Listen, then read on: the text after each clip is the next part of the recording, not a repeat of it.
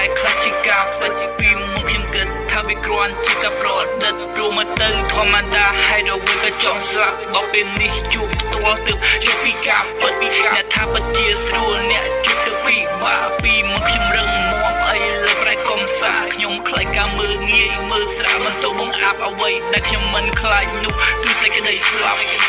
ឯងចាប់ពីថ្ងៃហ្នឹងមកធ្វើការទៀតទេហើយយកវ៉ាវ៉ាណៃចេញក្រុមហ៊ុនអញព្រាមមានតែមើលខ្លួនឯងរាល់ថ្ងៃហ្នឹងថាខ្លួនឯងមានអីគេខ្លះបានមកស្រឡាញ់ខ្ញុំហ្នឹងបានចាប់ពីថ្ងៃហ្នឹងទៅខ្ញុំបែកគ្នាអា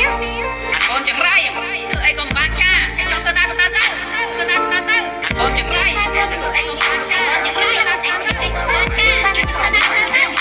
រាល់ថ្ងៃមានអារម្មណ៍ថាពិបាកនៅក្នុងចិត្តតែលឺសំឡេងគេនេះជាប់ជានិច្ចរាប់ពេលដែលឆ្លងកញ្ចក់ឃើញតែ